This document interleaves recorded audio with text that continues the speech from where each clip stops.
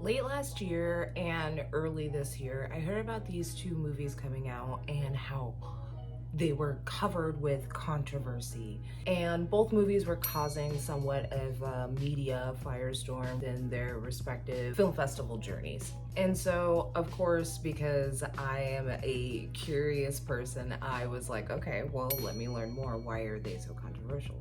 We're going to be looking into the 2023 releases May, December, and Miller's Girl. Along with both movies being shrouded in controversy, they also deal with taboo relationships, but from two very different perspectives. Let's first start with May, December.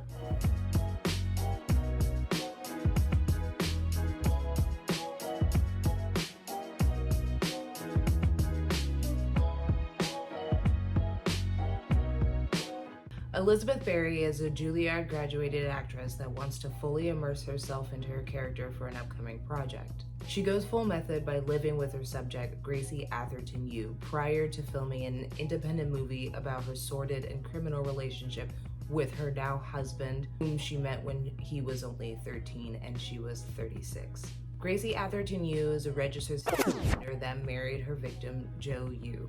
After the news of their inappropriate relationship went public, a media circus ensued. Gracie spent a few years in jail for her actions, while Joe maintained that their relationship was always consensual.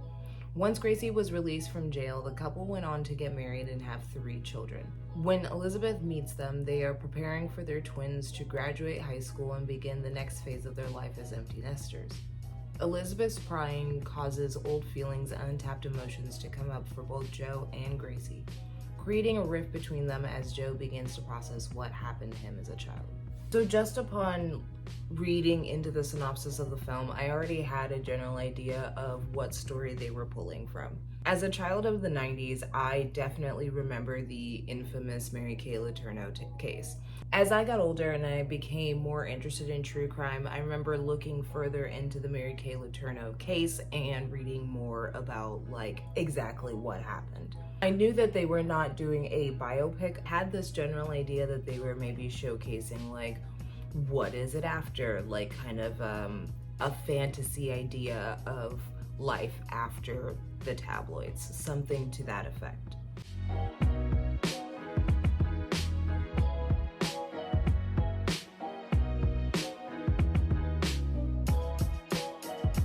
Now you might be asking, why am I giving you the definition of camp? Well, that is because this movie was nominated for Best Comedy, which got me thinking after I'd seen the movie, what? I read through some articles and basically the nuance of Natalie Portman's character being really devoted to this role, which essentially is going to be somewhat of a Lifetime-esque type movie, and really trying to kind of showboat her stardom, which in Hollywood's context is technically fading as a 36-year-old has been. There's also choices in audio, like the kind of, in my personal opinion, very obnoxious use of loud, intentionally dramatic music cues that are kind of jarring at the beginning of the film. I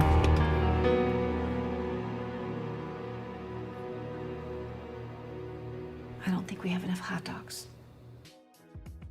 The camp part, how overly emotional she is about hot dogs and canceled cake orders, I still don't know. I don't know what any of that really meant.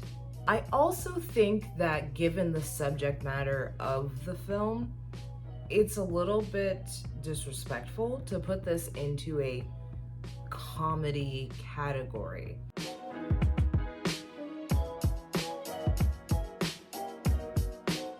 Now, based on my research and reading into articles and watching interviews of the actors talk about how they got ready for this role and what made them want to choose this film, all of the actors as well as the director seem to be in alignment that their characters' portrayals were all naturally created between himself and the other actors, the cast, working together to create a like cohesive story. Whatever, you know what actors say, you know, about every project they do. I made a vocal choice. Gracie's presentation and her view of herself is very, she's hyper feminine and very genderized and also childlike. And so I started thinking about the things that could manifest that. And one of them was this idea of her speech being, having a lisp, which is something that we kind of attribute to children. So I think we kind of need to go backwards for a bit because I think you need to know the story of Mary Kay Letourneau. Mary Kay Letourneau was an elementary school teacher who began a relationship with one of her students, 13-year-old Billy Falau, in the summer of 1996 in Buren, Washington. They were first caught by police when parked suspiciously at a marina. When his mother was called and asked whose custody to release her son to, she said Letourneau, not knowing the full story of what had been witnessed and that they lied about what was going on. It was not until a report had been made by a relative of Letourneau's husband that she was officially arrested for 2 counts of second-degree child. Letourneau pled guilty and was sentenced through a plea deal to 6 months, 3 suspended in county jail, and 3 years of offender treatment. 2 weeks after being released from jail in February 1998, Letourneau and Falau were caught parked in a car. Money, men and women's clothing, baby clothing, and Letourneau's passport were found inside the car. The judge later revoked Letourneau's plea deal and gave the maximum 7.5 years for second-degree child for violating the no-contact order. Letourneau birthed the second child from Falau while serving her sentence in prison. After her release from prison in 2004, Billy Falau, who was 21 by now, was able to convince the court to reverse the no-contact order.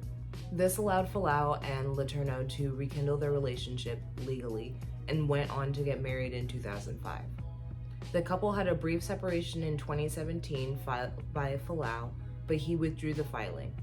Then again in 2019, they were legally separated, filed by Falau, and shortly thereafter, Letourneau was diagnosed with cancer. Falau stayed by her side until she passed away in 2020.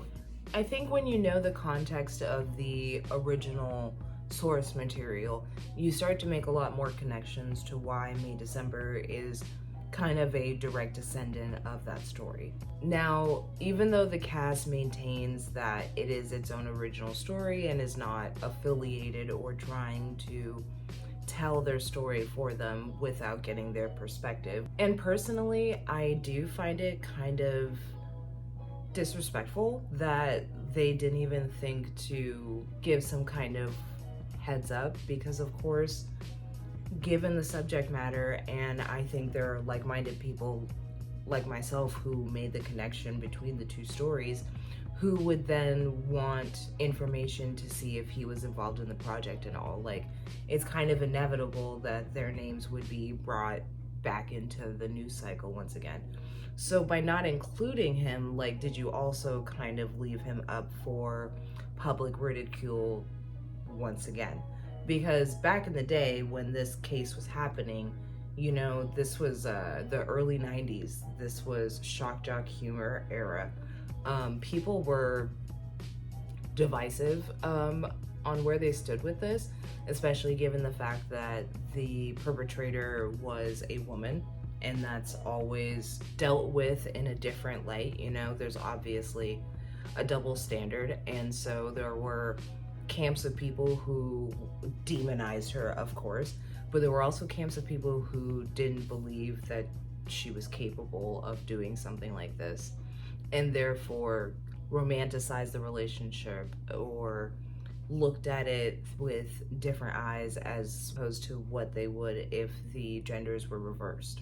But I do think that a case can be made that they pulled a lot more information than just the general outline of this sensationalized crime from the 90s. You can really notice this within Julianne Moore's portrayal of Gracie Atherton Yu, with the very noticeable lisp that she carries throughout the film, which was also an aspect of Letourneau's personality. By that time, I knew that I could be held responsible. I actually didn't think that I needed an attorney. It was clearly ripped from interviews and listening to her speak. Their cadence and how they speak, the kind of slowness, the lack of like shame or emotion in a lot of what they're saying is very, very similar. Of course I talked to Georgie and to Billy and Cassidy. I'm their mom. They're in the same grade as Cassidy's son, Peter, my grandson, so we'll all be at graduation together. I also think that the casting of Charles Melton in the Joe role is a direct derivative of Billy Falau. Like, obviously they do not look the same, and I do not believe they are of the same ethnicity. However, the kind of browner skin toned kid, like very similar looks. So I mean, they were going for something particular. Also, that's an aspect of the story that they could have explored, like the poverty disparity between the two of them, the different types of lives that they lived, and they just don't do that.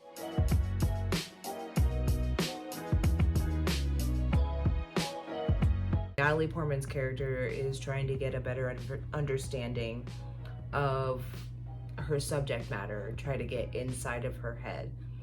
And even though Gracie has welcomed Elizabeth into her home, it's immediate, the regret that she has for allowing this to happen. And it's very clear that she's annoyed with the actress's presence from beginning to end, which begs the question, how much are they getting paid for this?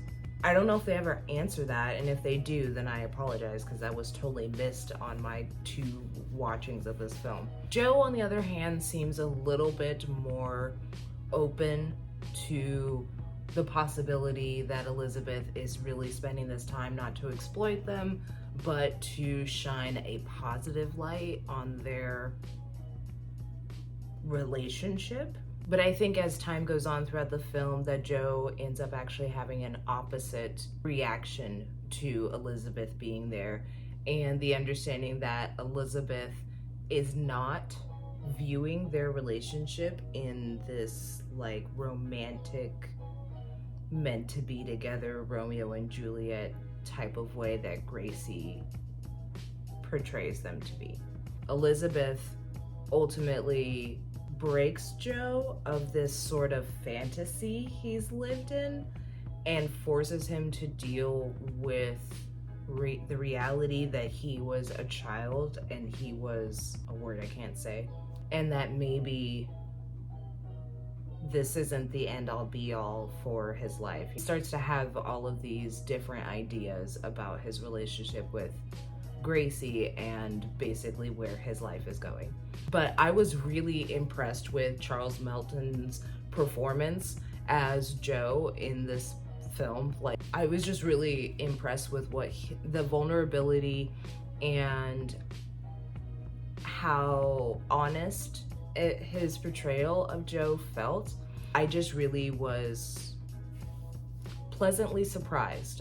The only other thing I had seen him in is Riverdale, so I mean, this was definitely a step up. As far as a redemption aspect, I don't think they are giving a redemption arc so much as sympathizing with the abuser. While there are scenes that delve into Joe's trauma and him coming to terms with the nature of their relationship and now marriage, the movie is pandering to Gracie's point of view and trying to reveal the layers that created this monster. From alluding to a questionably toxic childhood and first marriage, to still being judged by her town for her actions of the past, Gracie is positioned as a victim as much as Joe. In her own words in the movie, she claims Joe seduced her, and this is the hill that she decides to die on. The movie seems to want to explore a world beyond this incident, but I do not believe any rehabilitation took place, nor is she aware of what she did being wrong, something she holds zero shame over. I do not care if no one wants to employ her or buy her cakes. Her life is not at the forefront of my mind. I understand that she lives in a land of delusion, but that was clear the moment she started to pursue a romantic relationship with a child.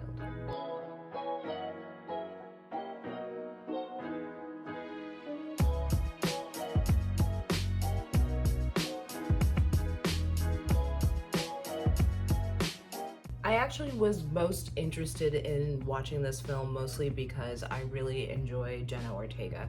I really enjoyed her in Scream when they came back to make the fifth movie. I haven't seen past that, and I know she's no longer a part of the franchise, but I really enjoyed her portrayal of that character, and so I was like, okay, from then on, I'm kind of gonna watch anything she's in. And it was a movie, and I watched it. Narrated by Caro Sweet, a high school senior navigating her final year and preparation for college while living alone in her family's southern mansion. An avid reader and aspiring writer, she takes a creative writing course from Jonathan Miller, a teacher she's hoping to impress by being so well read in literature as well as his collection of romantic short stories. Cairo is stressing over the essay prompt for Yale, in which they ask for the students to give an example of their greatest achievement. Best friend Winnie suggests that she seduce creative writing teacher Jonathan Miller. Cairo begins a slow game of seduction by inserting herself into Miller's life, attending poetry readings at his suggestion, casually finding his smoke spot and sharing cigarettes with him, as well as coffee. Much of the time, while fellow teacher Coach Boris Fillmore is also present, whom is also being seduced by Cairo's best friend Winnie. Over time, a bond is formed until a line is crossed after a cell phone debacle choreographed by Cairo and Winnie, and this ends in Miller kissing Cairo at her home, or so we think. The following day, Cairo turns in her midterm essay, but Mr. Miller says it's unacceptable and that she will need to do it over. Feeling shattered by the situation and the abrupt end of a possible affair, Cairo decides to turn the essay into the principal along with the allegation that Mr. Miller has been inappropriate, threatening to obliterate his teaching career. As further blackmail, she takes advantage of Whitney's attraction to her and uses her to send lewd photos to Coach Fillmore, driving a rift between him and Miller. In the end, the news of Cairo's report to the school board causes the dissolution of Miller's relationship with both his wife and his best friend, but an unexpected return to his original love, writing. Before I get into the controversy around this film, I would just like to point out that, man, is this film just filled with stereotypes that I am so tired of seeing. And if that was the controversy around the film, then I would be way more understanding of why it got so much press coverage. But here's my problem with the film, and then we'll get into the controversy. So my problem is that this film is just so damn boring. It's boring. There's nothing new in sight. First of all, we have this Jonathan Miller character who is your standard failed writer who had one book with very few reviews and very few sales and has now become a teacher and claims to love it, but hasn't been able to write since becoming a teacher because they don't have time or are uninspired.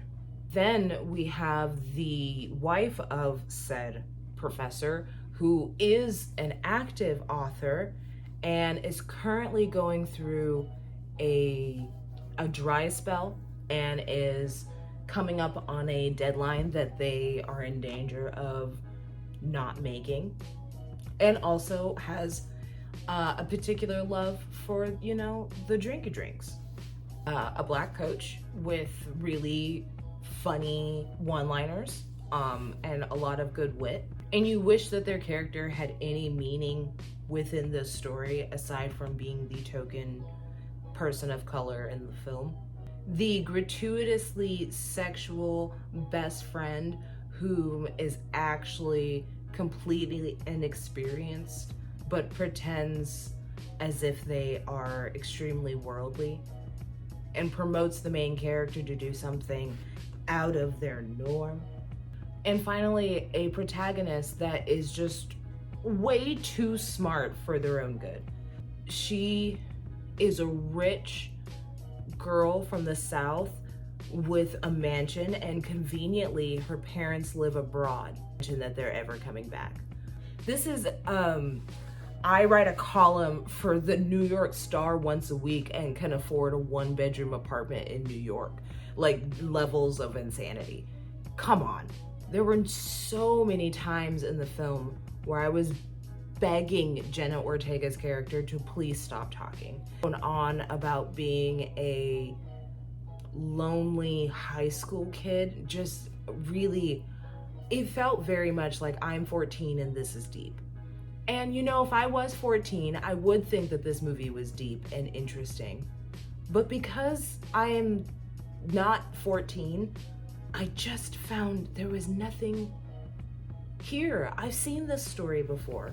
I hear that they're remaking Cruel Intentions. I believe that's happening, or it happened and it's coming out soon, or they're going to make it happen. I don't know. I just heard that it's happening. If they needed a B plot for Catherine's character, this would be that B plot.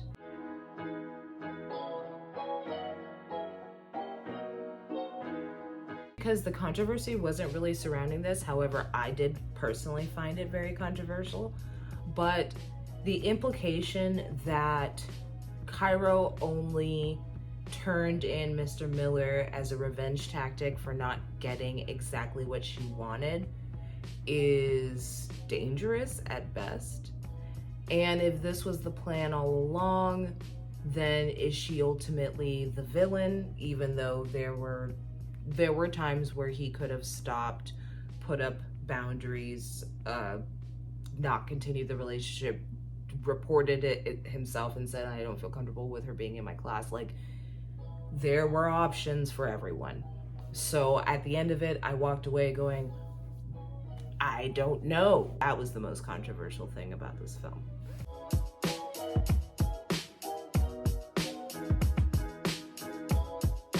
The public has an issue with displaying this intimacy and question if this is appropriate or if the actress was comfortable. At first, the intimacy coordinator had said in the press that Ortega was comfortable and an active part in creating the scene, but shortly after, coordinators were banned from speaking on scenes like this. The actor strikes were going on at the same time, so that hindered many interviews with the cast. But co-star Martin Freeman insisted that this was done with the utmost taste and that the film does not broadcast the relationship in a positive light. I could not find any articles that confirmed Jenna Ortega's thoughts. I'm not sure what that says about the situation. So personally, I am not comfortable with this age gap relationship. However, we've seen the student-teacher relationship so many times. So to me, the fact that this was still like an ongoing issue of people being uncomfortable with this subject matter and it being displayed on screens feels really tired. And I really, there's not anything else I think to add on. I think it is important to understand that Jenna Ortega, she was in her mid-20s when this film came out. So she decided to take on the role. She decided to work with the coordinator and with the actor. And my assumption is that whatever she was comfortable with is how they did it.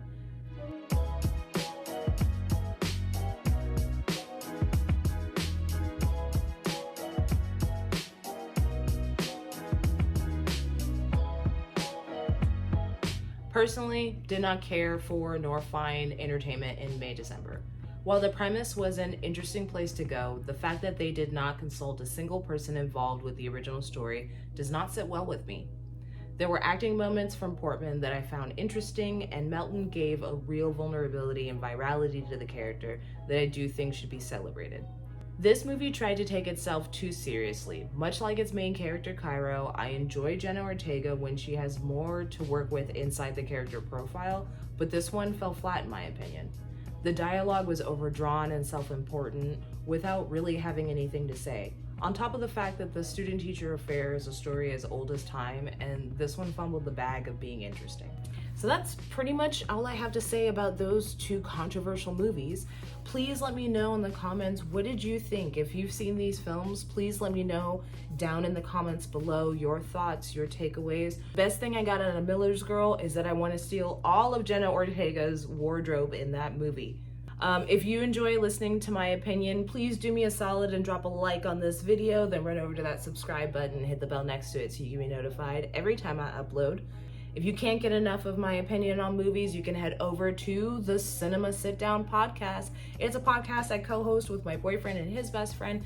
We just sit around and talk about movies. It's a whole lot of fun. Loved if you joined us. If you like to see behind the scenes stuff and a little bit of my general lifestyle, you can follow me on social media. All of my social media handles will be down on the screen and linked in the description box below. So I'm going to be working on doing some different kinds of videos, different kinds of filming spaces, just different things, and I hope that you'll join me. But until next time, I'll catch you guys later. Bye.